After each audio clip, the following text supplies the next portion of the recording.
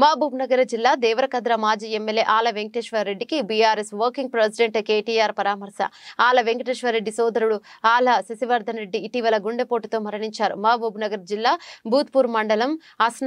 అన్నాసాగర్ గ్రామంలోని ఇవాళ దశదిన కర్మ కార్యక్రమానికి హాజరైన కేటీఆర్ శశివర్ధన్ రెడ్డి చిత్రపటానికి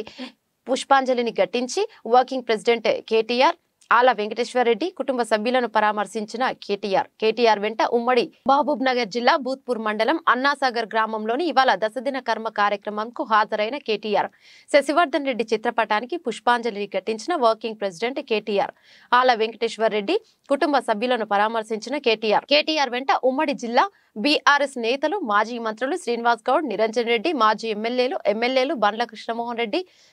విజయుడు, మాజీ కార్పొరేషన్ చైర్మన్లు పాల్గొన్నారు.